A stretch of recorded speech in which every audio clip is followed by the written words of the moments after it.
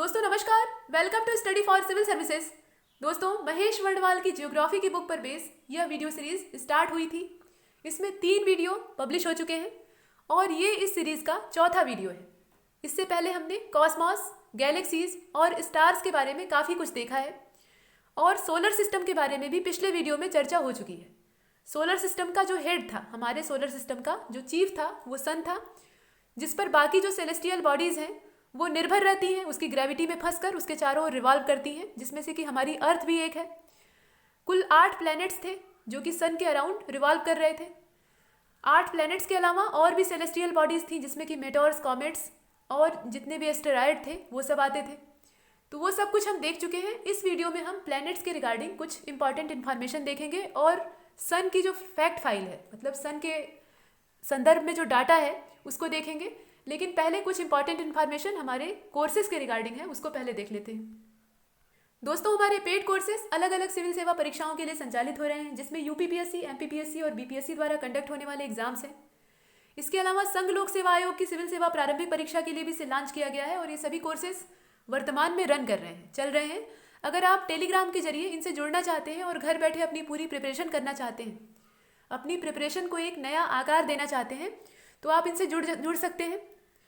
जुड़ने का जो प्रोसेस है वो आपको अगर पता करना है तो नीचे दिए गए जो मोबाइल नंबर है उन पर आप कांटेक्ट करिए, फ़ोन या व्हाट्सएप के जरिए, वहाँ आपकी समस्या को सुलझा दिया जाएगा। फ्री इनिशिएटिव की अगर बात करते हैं तो उसमें 2 ऑप्शन आपके पास है, एक तो टेलीग्राम है और दूसरा यूट्यूब है। यूट्यूब पर जितने भी वीडियोज़ हैं वो हमेशा फ्री थे, फ्री हैं और फ्री रहेंगे, ऐसी हमारी कमिटमेंट है। और टेलीग्राम पर only UPPSC by study for civil services के नाम से एक चैनल चलता है, उसे आप अवश्य ही ज्वाइन करिए। वहाँ अगर आप जुड़े रहेंगे तो हमेशा अपडेटेड रहेंगे और जितनी भी इंपॉर्टेंट जानकारियाँ होंगी, इन्फॉर्मेशंस होंगी और जो भी नोटिफिकेशन होंगे, इसके अलावा जो भी स्टडी मटेरियल वहाँ साझा किया जाएगा, शेयर किया जाएगा, वो पूरी तरह से फ्री ऑफ कॉस्ट होगा। उसका आपको कुछ भी देना नहीं है, बल्कि आपको मिलेगा ही। तो चलते हैं आगे।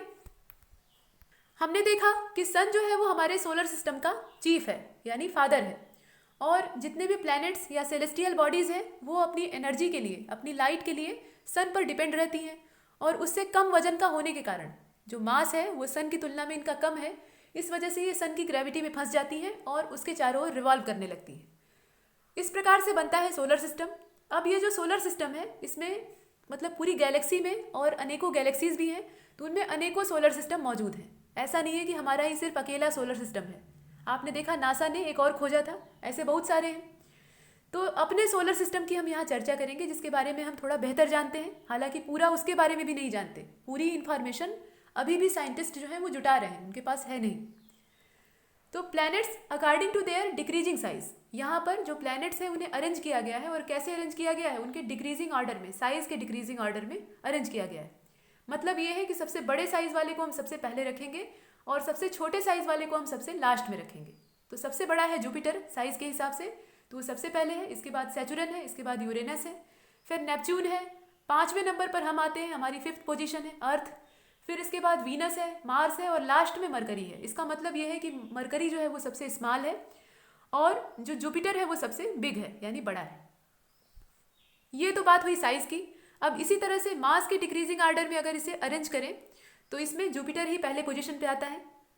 जुपिटर का जो मास है वो सबसे मैक्सिमम है। इसके बाद सैटर्न है, फिर नेपच्यून है, फिर यूरेनस है, फिर अर्थ है, इसके बाद वीनस है, तब मार्स है और लास्ट में मरकरी है। यानी वही सीक्वेंस है जो पहले वाली कंडीशन में था। मतलब साइज के हिसाब से जो क्रम था वही क्रम मास के हिसाब से है। अब यहाँ पर प्लैनेट्स की जो डेंसिटी है, अलग अलग जो प्लैनेट्स हैं उनकी अपनी अपनी डेंसिटी है, उनके अंदर जो एलिमेंट्स हैं उसके हिसाब से डेंसिटी बनी हुई है। तो प्लैनेट्स की डेंसिटी के अकॉर्डिंग उन्हें डिक्रीजिंग ऑर्डर में अरेंज किया गया है। डिक्रीजिंग ऑर्डर का मतलब क्या? जो सबसे हाई वाला है, सबसे ज़्यादा वाला है, उसको पहले रखेंगे और सबसे कम वाले को लास्ट में रखेंगे। तो डिक्रीजिंग ऑर्डर अगर डेंसिटी का देखते हैं तो यहाँ जो फिगर है, जो पिक्चर है वो बदल जाती है।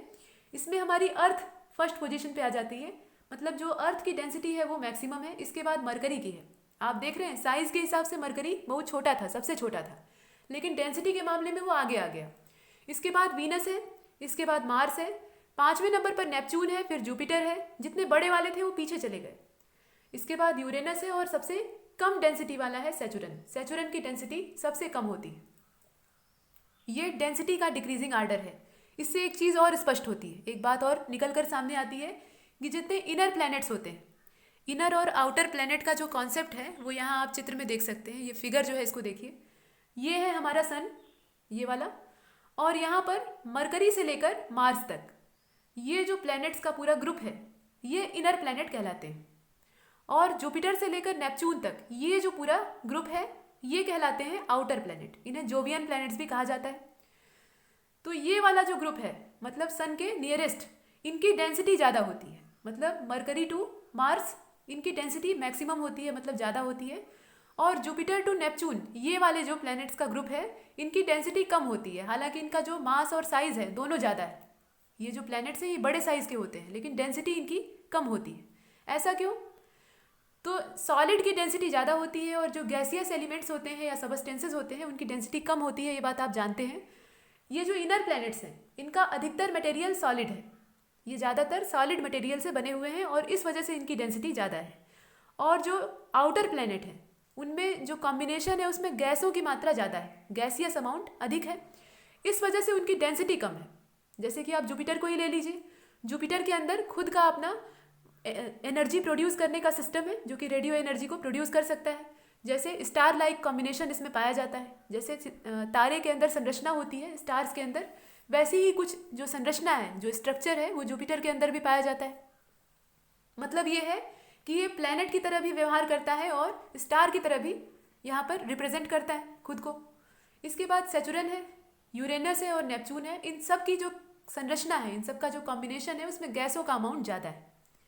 यही कारण है कि इनकी डेंसिटी कम होती है और इनकी ज़्यादा होती है। वही चीज़ आप यहाँ टेबल में देख रहे हैं। तो देख लीजिए, सबसे पहले नंबर पर डेंसिटी के मामले में फर्स्ट है हमारी अर्थ, उसके बाद है मरकरी, इसके बाद है Venus, Mars, Neptune, Jupiter, Uranus और सैचुरन। अब हम टेरेस्ट्रियल प्लैनेट्स को अगर देखें, यहाँ प्लांट लिखा हुआ है, प्लांट नहीं होगा प्लैनेट होगा। तो टेरेस्ट्रियल प्लैनेट्स में मरकरी है, वीनस है, अर्थ है, फिर मार्स है। ये सब टेरेस्ट्रियल प्लैनेट्स की श्रेणी में आते हैं, ये इनर होते हैं। इसके बाद जोवियन में सबसे पहली पोजीशन पे है जुपिटर, उसके बाद सैचुरन है, इसके बाद यूरेनस है और फिर नेपच्यून है। ये जोवियन है यानी बाहरी है। Planets according to decreasing revolution time period, यहाँ पर डिक्रीजिंग नहीं होगा, इंक्रीजिंग होगा। इंक्रीजिंग इसलिए होगा क्योंकि सबसे कम जो टाइम पीरियड लेने वाला प्लैनेट है वो है मरकरी। कहने का मतलब ये है कि सन के अराउंड जब प्लैनेट्स रिवॉल्व करते हैं, ये मान लीजिए सन है, इसके अराउंड जो 8 प्लैनेट्स हैं वो रिवॉल्व करते हैं, तो जो मरकरी है वो सबसे नज़दीक है, तो इसका पथ सबसे छोटा होगा, ये एक चक्कर लगाने में सबसे कम समय लेगा, तो इसका जो टाइम पीरियड है चक्कर लगाने वाला वो सबसे कम होगा। और इसलिए भी कम होगा क्योंकि इसकी वेलोसिटी बहुत ज़्यादा होती है, सबसे ज़्यादा होती है। तो इसलिए यहाँ पर डिक्रीजिंग ऑर्डर नहीं है बल्कि ये इंक्रीजिंग ऑर्डर है, मतलब बढ़ते हुए टाइम पीरियड के क्रम में इसे अरेंज करेंगे। तो सबसे जो कम टाइम पीरियड लेता है वो मरकरी का होता है। इसके बाद दूसरे नंबर पर वीनस आता है, वीनस के बाद जो तीसरा नंबर है वो अर्थ का है, इसके बाद मार्स का है, मार्स के बाद जुपिटर का है और फिर सैचुरन का है। सैचुरन के बाद 2 और बचे हुए हैं, कौन कौन से हैं? यूरेनस है और नेपच्यून है। इस क्रम में हम इनके टाइम पीरियड के इंक्रीजिंग ऑर्डर में, डिक्रीजिंग नहीं बल्कि यहाँ पर इंक्रीजिंग ऑर्डर होगा, इस क्रम में हम इसे अरेंज करेंगे। आगे चलते हैं। अच्छा ये बताइए, ये जो रिवॉल्यूशन का टाइम पीरियड है ये तो आपने समझ लिया, लेकिन आगे जो आप वेलोसिटी देख रहे हैं ये वाली, planets according to decreasing revolution velocity, तो ये वेलोसिटी किसी की ज़्यादा है किसी की कम है, ऐसा क्यों? आपको क्या लगता है इसके पीछे क्या रीज़न होगा? यहाँ आप देख रहे हैं कि मरकरी की जो वेलोसिटी है वो सबसे ज़्यादा है, जो मरकरी का वेग है रिवॉल्यूशन करने का वो सबसे मैक्सिमम है। और वीनस का जो है उसके बाद दूसरे नंबर पर है अर्थ। इसके बाद जैसे जैसे दूरी बढ़ती गई है सन से, जैसे जैसे डिस्टेंस बढ़ती गई है, गैप बीच का इंक्रीज होता गया है, सबसे पास में मरकरी है और सबसे दूर नेपच्यून है। पहले सबसे दूर प्लूटो था लेकिन फिलहाल प्लूटो की बात करनी नहीं है। तो नेपच्यून की जो वेलोसिटी है वो सबसे कम है और मरकरी की वेलोसिटी सबसे ज़्यादा है, ऐसा क्यों? तो इसके पीछे जिम्मेदार है सन की ग्रेविटी। सन की जो ग्रेविटी है वो इन्हें प्रेरित करती है, इन्हें मजबूर करती है कि ये तेज गति से रिवॉल्व करें। जैसे जैसे दूरी बढ़ेगी सन से, जैसे जैसे फासला बढ़ेगा वैसे वैसे इस ग्रेविटी का असर कम होता जाएगा, और जब ग्रेविटी का असर कम होगा तो जो प्लैनेट है वो मनमानी करने लगेगा और वो जल्दी जल्दी रिवॉल्व नहीं करेगा। एक तो पथ लंबा है और दूसरा उसका जो रफ्तार है, वेग है, वो भी कम हो जाएगा। यही कारण है कि नेपच्यून की जो वेलोसिटी है वो कम हो जाती है और जो मरकरी की वेलोसिटी है वो यहाँ पर ज़्यादा होती है। ऑफिस में बॉस के केबिन के पास वाले जो एम्प्लॉयज़ होते हैं वो ज़्यादा अच्छे से वर्क करते हैं, और जो दूर वाले होते हैं जो बॉस की नज़र से दूर रहते हैं वो थोड़ा टाल मटोल भी करते हैं, जब देखते हैं कि बॉस नज़दीक आ रहा है या वहाँ से गुजरने वाला है तो अपने काम में लग जाते हैं। तो वही चीज़ यहाँ भी है। सन यहाँ क्या है, बॉस है, और मरकरी जो है ये सबसे पास में काम करने वाला एम्प्लॉई है। तो ये बेचारा जल्दी जल्दी काम करता है, इसकी वेलोसिटी भी इसीलिए ज़्यादा होती है। और जो नेपच्यून है वो दूर रहता है, तो ये मनमानियाँ करता है। वही चीज़ हम यहाँ देखेंगे। तो देखिए, planets according to decreasing revolution velocity, Mercury, इसके बाद वीनस, फिर अर्थ, फिर मार्स, जुपिटर, सैचुरन, यूरेनस और नेपच्यून। यहाँ तक हमने प्लैनेट्स को देखा अलग अलग अरेंजमेंट में, अलग अलग ऑर्डर में। अब देखते हैं सन के बारे में। सन की जो पूरी फैक्ट फाइल है, उसका जो पूरा डाटा है वो हम यहाँ पर खोलेंगे। ये फाइल खुलने वाली है और ये किसकी है, सन की है। तो देखिए, हम जानते हैं कि सन और अर्थ के बीच में एक डिस्टेंस है, एक गैप है, अच्छा खासा गैप है। और अर्थ जो है वो सन के चारों ओर रिवॉल्व करती है, चक्कर लगाती है। मतलब मान लीजिए ये सन है और ये हमारी अर्थ है, जो छोटी है वो अर्थ है, जो बड़ा है वो सन है। इसके चारों ओर ऐसे बना लीजिए बच्चों वाली पिक्चर। तो अब देखने में लग रहा है सन, तो अर्थ इसके चारों ओर रिवॉल्व करेगी, ऐसे चक्कर लगाएगी। ये जो पथ होता है, अर्थ का जो रिवॉल्यूशन का पथ होता है, ये इलिप्टिकल शेप का होता है। और इलिप्स जो होता है उसकी एक खासियत होती है, ये सर्किल जैसा नहीं होता या स्फीयर जैसा नहीं होता। इसमें दो तरह की रेडियस या दो तरह का डायामीटर पाया जाता है। एक तो बड़ा वाला होता है ये वाला, और एक छोटा वाला होता है। मतलब एक हॉरिजेंटल होता है और दूसरा वर्टिकल होता है। तो वैसे ही जब अर्थ रिवॉल्यूशन इस पथ पे करेगी तो एक समय ऐसा आएगा कि वो सन से मैक्सिमम दूरी पर होगी, और एक समय ऐसा आएगा कि वो सन से मिनिमम दूरी पर होगी। मतलब डिस्टेंस जो है वो, गैप जो है वो मिनिमम हो जाएगा। तो इसीलिए यहाँ पर मैक्सिमम डिस्टेंस और मिनिमम डिस्टेंस की बात कही गई है। और उसके बाद एक एवरेज निकाला गया है, जो डिस्टेंस है उसका एवरेज भी बताया गया है। तो आइए देख लेते हैं। देखिए, minimum distance from the earth, ये सन की बात की जा रही है। तो minimum distance from the earth, sun से जो अर्थ के बीच की मिनिमम डिस्टेंस है वो 147 मिलियन किलोमीटर्स है। यहाँ पर मिलियन शब्द जुड़ा है, इसका मतलब ये बहुत ज़्यादा है, किलोमीटर वैसे ही ज़्यादा होता है। तो 147 मिलियन किलोमीटर ये बीच का फासला है मिनिमम। मैक्सिमम की अगर बात करें, मैक्सिमम डिस्टेंस फ्रॉम द अर्थ, तो वो है 152.1 मिलियन किलोमीटर्स। एवरेज डिस्टेंस की अगर बात करें सन से लेकर अर्थ तक की, तो वो 149.8 मिलियन किलोमीटर्स है। ये तो बात हुई सन से अर्थ के बीच की। अब सन का जो डायामीटर है, सन काफ़ी बड़ा है, उसकी ग्रेविटी बहुत ज़्यादा है। तो जब बड़ा है तो उसका डायामीटर भी ज़्यादा होगा। कितना है डायामीटर, तो वो है 13,92,000 किलोमीटर, 13,92,000 किलोमीटर, इतना है डायामीटर हमारे सन का। इसके बाद वॉल्यूम अगर देखें तो वॉल्यूम भी ज़्यादा है, अच्छा खासा है। कितना है, तो 1.3 मिलियन टाइम्स है हमारी अर्थ का। हमारी अर्थ का वॉल्यूम एक तो वैसे ही ज़्यादा था, उसका भी ये 1.3 मिलियन टाइम्स है। सोच लीजिए कितना ज़्यादा होगा, बहुत ज़्यादा वॉल्यूम है। इसी तरह से मास को हम देखेंगे, यहाँ अर्थ से ही कंपेयर करके मास और वॉल्यूम दोनों बताया गया है। ग्रेविटी भी उसी तरह से बताई गई है। तो मास को देखिए, मास भी सन का ज़्यादा है। ये कितना है, 3,32,000 टाइम्स, 3,32,000 गुना किसका, हमारे अर्थ के मास का। 3,32,000 टाइम्स ये हमारे अर्थ के मास का है, सन का मास। ग्रेविटी एट द सरफेस, जो सरफेस की ग्रेविटी है हमारे सन की ग्रेविटी बहुत ज़्यादा होती है, ये हम जानते ही हैं। तो जो सरफेस की ग्रेविटी है वो कितनी है, तो वो है 28 टाइम्स किसका, हमारी अर्थ का। हमारी अर्थ की ग्रेविटी का वो 28 टाइम्स ज़्यादा है। ये सरफेस की ग्रेविटी की बात की जा रही है। जो क्रोड है या कोर है उसकी ग्रेविटी और ज़्यादा होगी। ये बात आपने देखी। अब इसके बाद डेंसिटी देख लीजिए। तो डेंसिटी एट द सेंटर, जो सेंटर की डेंसिटी है वो यहाँ पर दी हुई है, कितनी है, 100 ग्राम पर सेंटीमीटर क्यूब। डेंसिटी बहुत ज़्यादा नहीं है, तो इसके पीछे वही रीज़न है जो जोवियन और इनर प्लैनेट्स के साथ था।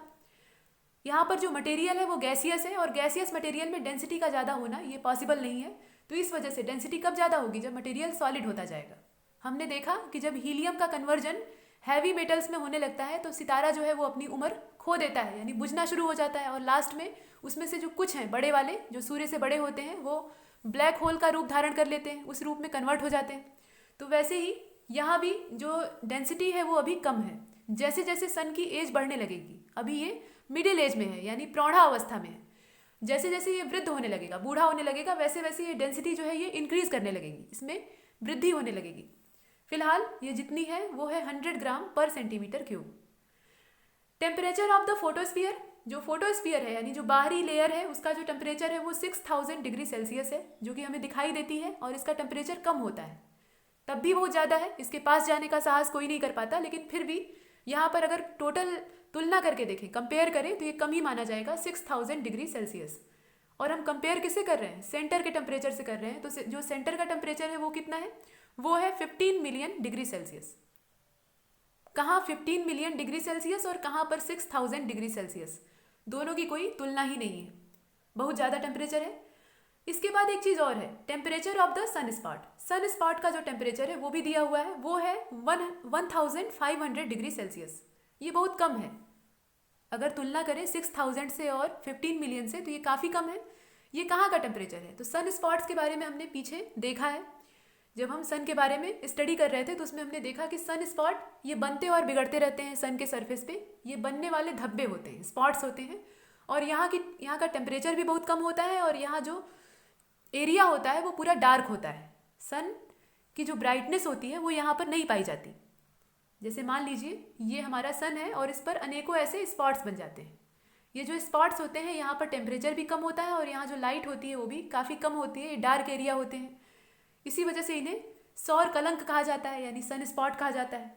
और ये जो स्पॉट होते हैं जब ये बनते हैं तो उस समय पृथ्वी पर मैग्नेटिक डिस्टर्बेंस उत्पन्न होता है। तो कुल मिलाकर इनका जो टेम्परेचर है वो कम होता है। तो कितना होता है? 1500 डिग्री सेल्सियस। इसके बाद एनर्जी डिसिपेशन को देखें अगर, तो 10⁻26 जूल पर सेकेंड ये होता है। प्रेशर एट द सेंटर, जो सेंटर का प्रेशर है वो देखा जाए तो वो है 10⁹ एटमॉस्फियर। रोटेशनल टाइम पीरियड अगर आप देखिए तो वो है 25.38 days relative to the equator. Equator के अकॉर्डिंग अगर देखते हैं तो वो है 25.38 डेज यानी दिन। और जो पोल्स के अकॉर्डिंग है रिलेटिव टू द पोल्स वो ज़्यादा है, ये है 33 डेज। ऐसा क्यों है? दो तरह का यहाँ पे रोटेशनल टाइम पीरियड क्यों दिया हुआ है? रोटेशनल टाइम पीरियड का मतलब समझ रहे हैं? सन का भी अपना एक एक्सिस है जिस पर कि वो रोटेट करता है, जैसे कि हमारी अर्थ करती है। तो हमारी अर्थ तो एक बराबर टाइम लेती है, लेकिन यहाँ पर सन के दो अलग अलग हिस्सों को रोटेशन करने में अलग अलग टाइम लग रहा है। ऐसा क्यों है? तो इसके पीछे वही गैसियस कॉम्बिनेशन जो है वो जिम्मेदार है। यहाँ पर एक समान मतलब मोशन जो है वो एक जैसा नहीं होता, रेगुलर नहीं होता, बल्कि इर्रेगुलर होता है। कहीं पर कुछ और मोशन हो रहा है, कहीं पर कुछ और हो रहा है, एक बराबर मोशन नहीं होता। इस वजह से जब रोटेशन सन करता है तो इस कंडीशन में टाइम पीरियड अलग अलग हो जाता है। इक्वेटर के अकॉर्डिंग कुछ और होता है और पोल्स के अकॉर्डिंग कुछ और होता है, जिसे आप यहाँ देख रहे हैं। कंपोजिशन की अगर बात करें तो इसमें गैसियस कॉम्पोजिशन सबसे ज़्यादा होता है, गैसों का अमाउंट सबसे ज़्यादा, उसमें भी हाइड्रोजन होती है 71% और हीलियम होती है 26.5%। इसके अलावा और भी चीज़ें होती हैं, अदर्स में बहुत सारी चीज़ें आती हैं। इसमें 2.5% जो है वो अदर्स का है, लेकिन जो मैक्सिमम अमाउंट है वो हीलियम का है। तो इसमें मेन फ्यूल जो है, माफ़ कीजिएगा, मैक्सिमम अमाउंट जो है वो हाइड्रोजन का है। तो इसमें जो मेन फ्यूल है वो हाइड्रोजन है, जिसके कि फ्यूजन से हीलियम के न्यूक्लियस का फॉर्मेशन होता है और एनर्जी प्रोड्यूस होती है। ये बात आप देख चुके हैं। आगे चलते हैं, एज को देखिए। तो एज है 5 बिलियन ईयर्स अकॉर्डिंग, मतलब अप्रॉक्सीमेटली यहाँ लिया गया है अकॉर्डिंग टू सन की जो एज यहाँ दी हुई है ये लगभग है। ऐसा नहीं है कि हमने नाप कर बताई है या सन से पूछा है कि बताइए कि आपकी एज कितनी है। ये एक अनुमान लगाया गया है। तो इस इमेजिनेशन के हिसाब से सन की जो एज है वो है 5 बिलियन ईयर्स। और एक नॉर्मल स्टार जो होता है, वैसे तो एक्सेप्शन हर जगह अवेलेबल है, लेकिन जो एक नॉर्मल स्टार होता है उसकी जो एस्टिमेटेड लाइफ होती है वो होती है 10 बिलियन ईयर्स अकॉर्डिंग टू, मतलब यहाँ पे जितने भी स्टार्स हैं उनको लिया जा रहा है उसके मामले में। मतलब ये है कि अलग अलग स्टार्स के बारे में जो साइंटिस्ट हैं उन्होंने स्टडी कर रखी है और उन्होंने देखा कि इनकी जो औसत लाइफ होती है, जो औसत जीवन होता है, एवरेज होता है, वो होता है 10 बिलियन ईयर्स। हमारा जो सन है वो आधी जी चुका है, यानी 50% अपनी लाइफ का कंप्लीट कर चुका है और 50% बचा हुआ है, मतलब ये अधेड़ अवस्था में है, ये प्रौढ़ है। Time taken by the light to reach the Earth, यहाँ पर जो सनलाइट है उसे पृथ्वी तक पहुँचने में, अर्थ तक पहुँचने में कितना टाइम लगता है? तो 8 मिनट 18 सेकेंड, यानी 8 मिनट 18 सेकेंड का टाइम लगता है। ऐसे हम मोटा मोटा 8 मिनट कहते हैं। वेलोसिटी ऑफ द लाइट आप जानते ही हैं, इसे c से डिनोट करते हैं, और 3 × 10⁸ मीटर पर सेकेंड इसका टोटल मान होता है, इसकी वैल्यू होती है। 1 लाइट ईयर ये एक तरह की यूनिट है। किसको मीज़र किया जाता है? लाइट ईयर से। इससे हम लॉन्ग डिस्टेंसेस को मीज़र करते हैं। ये जो एस्ट्रोनॉमिकल डिस्टेंस होती है वो इससे मीज़र की जाती है। तो लाइट ईयर ये असल में होता क्या है, इसकी डिफिनीशन के तौर पे अगर इसे देखा जाए तो देखिए, distance travel by light in 1 year. Light के द्वारा जो डिस्टेंस एक साल में यानी 1 ईयर में ट्रेवल की जाती है उसे हम कहते हैं लाइट ईयर। इसकी जो वैल्यू होती है वो होती है 9.46 इंटू 10⁻15 मीटर्स। अगर मीटर में देखें, यहाँ किलोमीटर में आप मत देखिए, इसे MKS में ही देखते रहिए। ये होती है 9.46 इंटू 10⁻15 मीटर्स। और इसे अगर आप नियर अबाउट लेना चाहें, यहाँ पे 9.46 जो है इसको आप लगभग 10 मान लीजिए, तो ये हो जाएगा 10⁻16 मीटर। लगभग इतना होता है 1 लाइट ईयर। और इसके बाद एक और बड़ा सा यहाँ पे यूनिट उपलब्ध है और ये यूनिट है पारसेक। ये लार्जेस्ट है या बिगेस्ट इसे आप कह सकते हैं।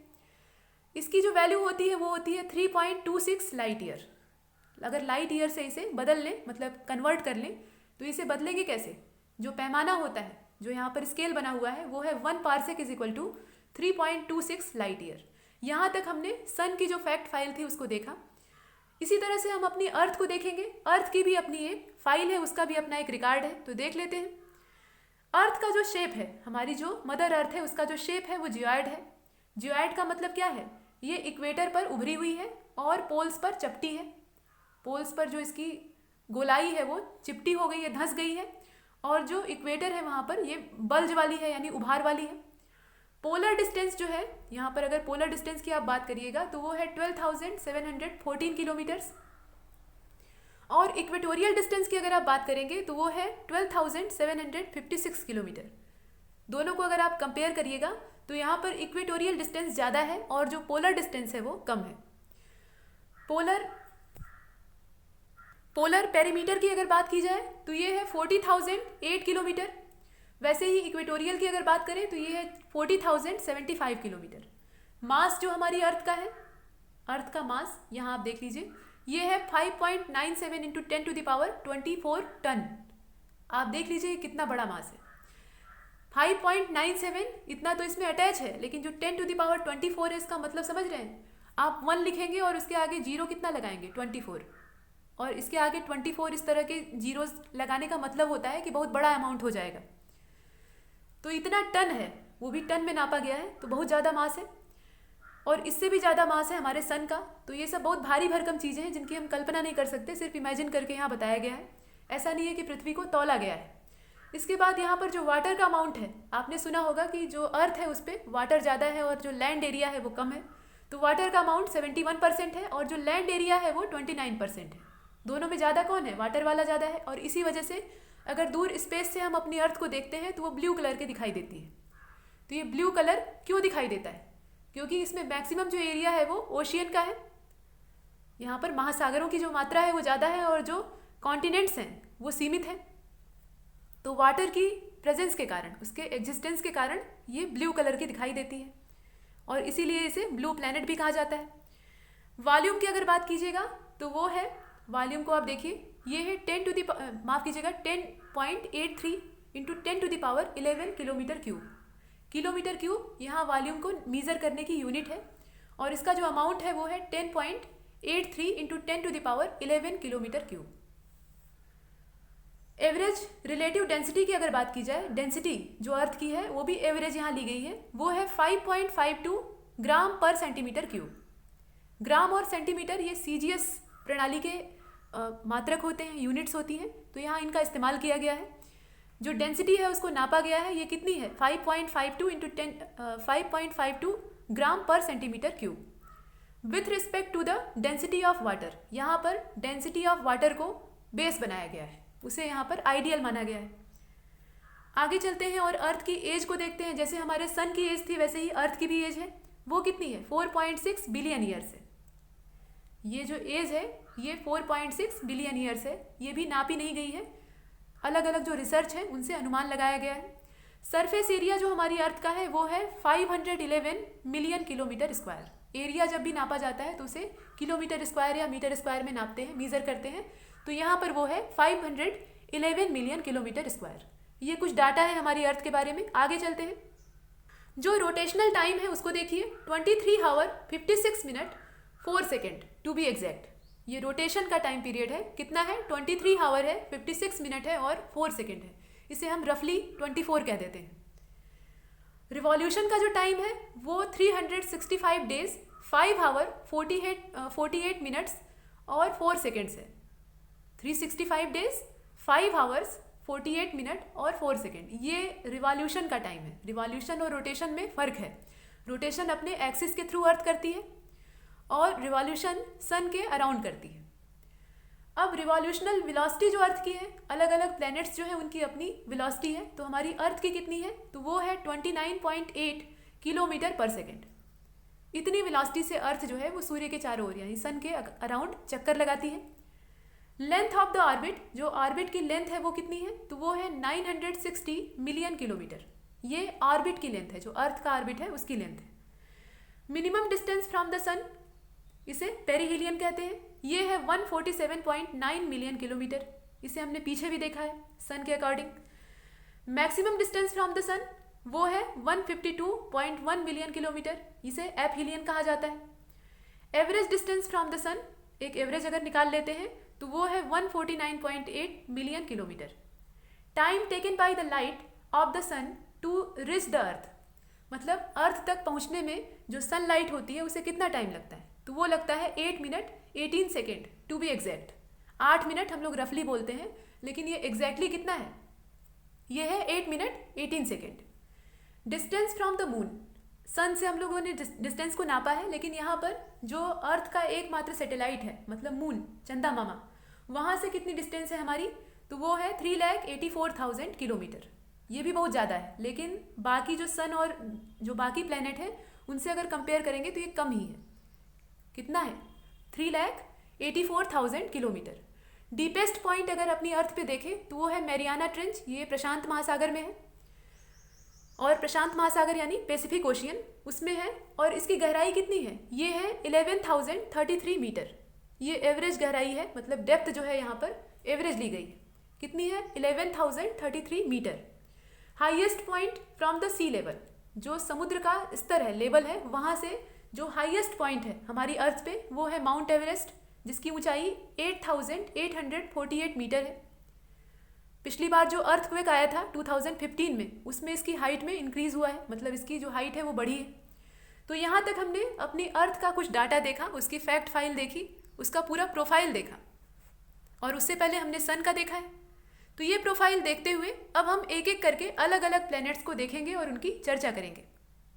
सबसे पहले नंबर पर आता है मरकरी। मरकरी जो है वो सन के क्लोजेस्ट है, ये आपने पीछे देखा है। मरकरी जो है वो सन के क्लोजेस्ट है और ये स्मॉलेस्ट प्लैनेट है हमारे सोलर सिस्टम का। इसका जो रिवॉल्यूशनल टाइम पीरियड है सन के अराउंड वो 88 डेज है। ये 88 दिनों में एक रिवॉल्यूशन कंप्लीट करता है। 88 डेज में इसका एक पूरा चक्कर कंप्लीट हो जाता है। Mercury and Venus are also called interior planet. Mercury और वीनस को इंटीरियर प्लैनेट्स भी कहते हैं। इट्स रेंज ऑफ टेम्परेचर, यहाँ पर अगर टेम्परेचर की आप रेंज देखेंगे तो उसके according the difference between maximum and minimum temperature, यहाँ पर जो मैक्सिमम टेम्परेचर है इसका और मिनिमम टेम्परेचर है, दोनों के बीच का डिफरेंस हम देख रहे हैं, तो वो यहाँ पर हाईएस्ट होता है। जितने भी प्लैनेट्स हैं उसमें ये हाईएस्ट होता है। कितना होता है, अगर हाईएस्ट है तो इसका अमाउंट कितना है, वो है 560 डिग्री सेल्सियस। 560 डिग्री सेल्सियस ये है टेम्परेचर डिफरेंस। और ये जितने भी प्लैनेट्स हैं, कुल 8 हैं, उनमें मैक्सिमम है। 1 day of Mercury is equal to 90 days to the Earth, मतलब ऑफ द अर्थ। यहाँ पर अर्थ के ऊपर जो 90 डेज होते हैं वो मरकरी के 1 डेज के इक्वल होंगे। यानी मरकरी का जो एक दिन है वो अर्थ के 90 दिनों के बराबर होगा। और इसका जो मास है वो कितना है, वो 1/18वां भाग है हमारी अर्थ के मास का। जो मरकरी का मास है वो 1/18वां हिस्सा है किसका, हमारी अर्थ के मास का। दोनों के मास का यहाँ कंपेयर किया गया है, तो इससे हम देख रहे हैं कि यहाँ मरकरी का मास काफ़ी कम है हमारी अर्थ की ही तुलना में। तो सन से कितना कम होगा ये तो आप अंदाज़ा लगा ही सकते हैं। और इसका कोई सैटेलाइट नहीं है, तो सैटेलाइट ना होने का एक ये भी रीज़न है, इसकी ग्रेविटी बहुत कम होगी। जब मास कम है, इतना कम मास वाला ये प्लैनेट है, तो इसका जो सैटेलाइट है वो होना पॉसिबल नहीं है। बहुत कम ही ऐसे सेलेस्टियल बॉडीज़ होंगी जो इसकी ग्रेविटी में फंस पाएंगी, और अभी तक कोई फंस नहीं पाया है। अगर फ्यूचर में फंसेगा, जो प्लैनेट्स होते हैं वो अपना शिकार तलाशते रहते हैं, मतलब अपने लिए जो प्यून्स हैं वो खोजते रहते हैं। तो इन्हें जब स्लेव या प्यून मिल जाएगा तो ये इसके चारों ओर चक्कर लगाने लगेगा। इस तरह का कोई सैटेलाइट अभी तक मरकरी को मिला नहीं है। तो यहाँ पर इसके पास कोई सैटेलाइट नहीं है। अब चलते हैं वीनस की ओर। ये सबसे छोटा वाला था, मरकरी को हमने देखा। वीनस को देख लीजिए। It is the second planet closest to the sun. ये सन के क्लोजेस्ट सेकेंड पोजीशन का प्लैनेट है। मरकरी के बाद इसका जो पोजीशन है वो दूसरा है। और इसका जो रिवॉल्यूशनल पीरियड है, मतलब इसके रिवॉल्यूशन पूरा करने में, एक रिवॉल्यूशन कंप्लीट करने में सन के अराउंड जो टाइम पीरियड लगता है वो 225 डेज का है। कितना समय लेता है? तो 225 डेज। और ये अर्थ के क्लोजेस्ट है, अर्थ के सबसे नज़दीक में है। और इसीलिए पृथ्वी से अगर आप रात में, मतलब शाम के समय या दिन के समय, जब एकदम भोर होती है उस समय आसमान में देखेंगे तो ये बहुत चमकीला दिखाई देता है। इसी वजह से इसे मॉर्निंग स्टार या इवनिंग स्टार का भी नाम दिया जाता है। भोर का तारा और सांझ का तारा, इस पे क्वेश्चन भी बनते हैं एग्जाम्स में, बहुत बार पूछे गए हैं। और अर्थ पे ये ब्राइटेस्ट दिखाई देता है किसके बाद? सन और मून के बाद। जो मून और सन है वो इसकी तुलना में ज़्यादा ब्राइटर होते हैं, मतलब अर्थ से दिखाई देते हैं। और तीसरे नंबर पर यह होता है। बाकी जितने भी स्टार्स हैं, जितने भी प्लैनेट्स हैं, वो इससे कम ब्राइटर होते हैं, मतलब अर्थ से दिखने के मामले में। वैसे चमक की बात नहीं की जा रही है। पृथ्वी से हम जिन्हें देख पाते हैं उसमें सबसे चमकीला एक तो सूर्य है, यानी सन है। उसके बाद दूसरे नंबर पर मून है और तीसरे नंबर पर ये वीनस है। और क्यों है? क्योंकि ये सबसे नज़दीक है। इसका जो साइज़ है और इसका जो मास है, दोनों ही यहाँ पर आप देख सकते हैं, इसका जो साइज़ और मास दोनों ही सिमिलर है। किसके? अर्थ के। यानी इसका जो मास और साइज़ है वो अर्थ के मास और साइज़ के सिमिलर है। और इस वजह से इसे twin sister of the earth कहा जाता है। पृथ्वी की जुड़वा बहन कहते हैं इसे, ट्विन सिस्टर कहते हैं। इसका जो 90 to 95% हिस्सा है वो CO2 है। इसके एटमॉस्फेयर में सबसे ज़्यादा अमाउंट में CO2 पाई जाती है, यानी कार्बन डाइऑक्साइड पाई जाती है। और इसी वजह से यहाँ पर एक कंडीशन क्रिएट होती है जिसे प्रेशर कुकर की कंडीशन कहते हैं, यानी बहुत ज़्यादा प्रेशर क्रिएट हो जाता है। और प्रेशर कुकर के अंदर जैसा एटमॉस्फेयर होता है वैसा यहाँ का एटमॉस्फेयर बन जाता है। ये क्यों होता है? CO2 के कारण होता है। जो CO2 है उसकी वजह से होता है। और इसके पास भी कोई सैटेलाइट नहीं है। जैसे कि मरकरी के पास नहीं था, वैसे ही वीनस के पास भी अपना कोई सैटेलाइट नहीं है। तीसरे नंबर पर आती है हमारी मदर अर्थ, उसको देखते हैं। तो देखिए, 5th in term of size, size के हिसाब से ये 5वीं पोजीशन पे है। और अर्थ का जो टिल्ट है, अर्थ अपने एक्सिस पे टिल्टेड है। और कितना टिल्ट है? तो ये है 23 सही 1/2 अंश का। ये जो टिल्ट है, इसका जो एंगल दिया हुआ है वो कितना है? 23 सही 1/2 अंश है। इतना ये अपने एक्सिस पर झुकी हुई है, टिल्ट किए हुए है। और इसका जो रिवॉल्यूशनल टाइम पीरियड है सन के अराउंड वो 365 डेज है। इतने दिनों में ये एक चक्कर सन के अराउंड लगा लेती है। इसकी जो सन से एवरेज डिस्टेंस है उसे हम देख चुके हैं, वो नियर अबाउट 150 मिलियन किलोमीटर्स है। यहाँ पर सब कुछ नियर अबाउट है, यानी लगभग में लिया हुआ है। स्केल लेकर कोई नापा नहीं है, ये एक अंदाज़ा लगाया गया है। और ये एकमात्र प्लैनेट है हमारे सोलर सिस्टम का। हमारे सोलर सिस्टम का इसलिए क्योंकि और जो सोलर सिस्टम है उसके बारे में हम उतना डिटेल में नहीं जानते हैं। तो ये हमारे सोलर सिस्टम का एकमात्र प्लैनेट है जिस पर कि लाइफ पॉसिबल है, यानी जीवन संभव है अभी तक। और इसीलिए इसे लिविंग प्लैनेट भी कहा जाता है। और इसके अलावा ब्लू प्लैनेट क्यों कहा जाता है ये आप जानते ही हैं। ब्लू प्लैनेट इसलिए कहा जाता है क्योंकि यहाँ मैक्सिमम अमाउंट में वाटर है। और वाटर की एग्जिस्टेंस के कारण ये अगर यूनिवर्स से हम देखें, मतलब स्पेस से देखें, तो ये ब्लू कलर की दिखाई देती है। तो ये तो बात हुई हमारी अर्थ की। इसके बाद चलते हैं मार्स की ओर। मार्स के बारे में कुछ डाटा है, उसे देख लीजिए। इसका जो रिवॉल्यूशनल पीरियड है, टाइम पीरियड है, वो 687 डेज का है। Due to the surface being red, इसका जो सरफेस है वो कैसा है? रेड कलर का है। इसीलिए इसे रेड प्लैनेट भी कहा जाता है। जैसे अपनी अर्थ को हम लोग ब्लू प्लैनेट के नाम से जानते हैं, वैसे ही इसे रेड प्लैनेट कहते हैं। क्यों कहते हैं? क्योंकि इसका जो सरफेस है वो रेड कलर का है। क्यों है? तो यहाँ पर आयरन ऑक्साइड की भरपूर मात्रा में उपस्थिति पाई जाती है, जिस वजह से ये लाल रंग का दिखाई देता है। इसका जो सरफेस है वो रेड कलर का दिखाई देता है। फोबोस और डीमोस, इसके 2 सैटेलाइट हैं। इसके पास 2 सैटेलाइट पाए जाते हैं। और हमारी अर्थ के पास एकमात्र सैटेलाइट है जो कि मून है। ऐसा माना जाता है कि पहले 2 थे, 2 मून पाए जाते थे, लेकिन उसमें से एक जो है वो नष्ट हो गया, एक ही बचा है। वो हमारी अर्थ की ग्रेविटी में फंसकर चारों ओर चक्कर लगा रहा है। लेकिन यहाँ मार्स के पास 2 हैं अभी तक जो खोजे गए हैं, वो फोबोस और डीमोस है। इसमें से जो डीमोस है वो स्मॉलेस्ट सैटेलाइट है इस पूरे सोलर सिस्टम का। इस पूरे सोलर सिस्टम में वो सबसे स्मॉलेस्ट है। मार्स पर जो हाईएस्ट माउंटेन है, मतलब इस प्लैनेट पर जो सबसे बड़ा पर्वत पाया जाता है, उसका नाम है निक्स ओलंपिया। यहाँ आप इसका नाम देख रहे हैं, इसका नाम है निक्स ओलंपिया। ये सबसे हाईएस्ट माउंटेन है और ये एक तरह का वॉल्केनो है। लेकिन यह भी कितना हाईएस्ट है? यह 3 टाइम्स हाईएस्ट है, हाइयर है हमारे माउंट एवरेस्ट का। मतलब हमारे माउंट एवरेस्ट से ये 3 गुना ज़्यादा बड़ा है, 3 गुना ज़्यादा ऊंचा है। इसके अलावा यहाँ पे आइसबर्ग की भी एग्जिस्टेंस पाई जाती है। आइसबर्ग्स यहाँ पाए जाते हैं। तो देख लीजिए, the icebergs were first reported by an artificial satellite. यहाँ पर एक आर्टिफिशियल सैटेलाइट के द्वारा इनकी रिपोर्ट की गई। ये जो आइसबर्ग है यानी ग्लेशियर, वो कहाँ पाए गए? ये मार्स के अंदर पाए गए, मतलब मार्स के सरफेस पे पाए गए। और जो सैटेलाइट था उसका नाम था मार्स ओडिसी इन नवंबर 2011। और इसे लॉन्च करने वाला यहाँ पे देखिए नासा है। माफ़ कीजिएगा, मार्स क्यूरोसिटी रोवर को लॉन्च करने वाला जो नासा है उसकी बात की जा रही है। मार्स ओडिसी से इसको नहीं कनेक्ट कर रहे हैं। यहाँ पर नासा ने एक मिशन लॉन्च किया जिसमें मार्स साइंस लेबोरेटरी का नाम लिया जाता है और इससे जुड़ा हुआ है मार्स क्यूरोसिटी रोवर। ये भी मार्स के सरफेस का और मार्स का अध्ययन करने के लिए लॉन्च किया गया था। मतलब वहाँ पर जीवन की पॉसिबिलिटीज़ हैं कि नहीं, लाइफ संभव है या नहीं, और वहाँ पर कौन कौन से पदार्थ पाए जाते हैं, क्यों वो लाल दिखाई देता है, और वहाँ की मिट्टी के नमूने इकट्ठे करने के लिए इस मिशन को लॉन्च किया गया था। ये कुछ जानकारियाँ हैं और देखते हैं। 6 अगस्त 2012 को 2012 में ये उस प्लैनेट के यानी मार्स के सरफेस पर लैंड करता है।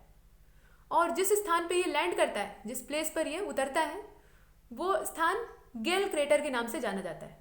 उस जगह को हम लोग गेल क्रेटर के नाम से जानते हैं। On 18 December 2015 curiosity rover discovered silica deposit on Mars. 18 दिसंबर 2015 में इस रोवर ने यहाँ पर सिलिका का एक बहुत बड़ा भंडार खोजा मार्स पर, और सिलिका की यहाँ पे प्रेजेंस पाई गई, ऐसा पता लगा। और देख लीजिए इसके बाद, on the basis of study, यहाँ पर अगर स्टडी को आधार बनाया जाए, ऑफ द फोटोग्राफ्स, जो तस्वीरें यहाँ से ली गई हैं उनको यहाँ पर आधार बनाकर स्टडी करते हैं। और ये तस्वीरें किसने भेजी हैं? ये MRO के द्वारा भेजी गई हैं। ये MRO क्या है? MRO, ये देखिए, इसका फुल फॉर्म है मार्स रिकॉनियंस ऑर्बिटर। इसके द्वारा जो फोटोग्राफ्स भेजे गए हैं उनको आधार बना के अगर स्टडी की जाती है तो यहाँ पर हमें काफ़ी कुछ जानकारियाँ प्राप्त होती हैं। उसमें से सिलिका का भंडार जो हमें मिला है उसकी भी जानकारी मिलती है।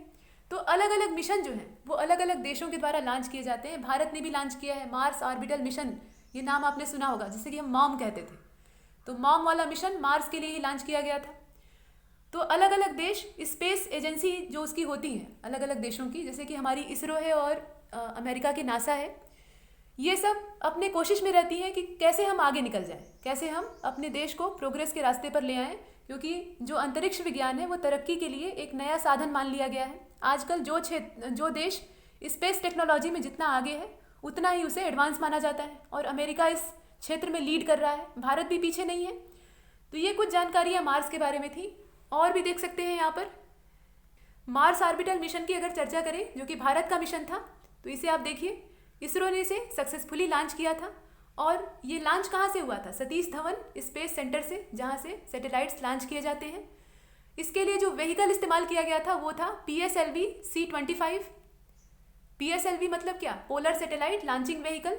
इस व्हीकल के द्वारा इसे भेजा गया था। इसे हम मंगलयान भी कहते थे। जैसे चंद्रयान चंद्रमा के लिए था, वैसे ही ये मंगलयान था। और इसका पूरा नाम था मार्स ऑर्बिटल मिशन, जिसे कि शॉर्टकट में कहा जाता था मॉम। तो ये कुछ प्रयास थे मंगल को जानने के लिए। और मंगल को हम लोग लाल ग्रह क्यों कहते हैं? क्योंकि यहाँ आयरन ऑक्साइड की भरपूर मात्रा में उपस्थिति पाई जाती है। इसी तरह हर प्लेनेट की अपनी एक विशेषता होती है, अपनी एक खूबी होती है। तो उन खूबियों को, उन जो क्वालिटीज़ हैं उनको हम देखेंगे। यहाँ तक मार्स तक हमने कंप्लीट किया। आगे की जो प्लेनेट की सीरीज़ है, पूरा जो सोलर सिस्टम है, उसका अध्ययन जारी रहेगा। इस वीडियो में इतना ही, और तब तक के लिए नमस्कार।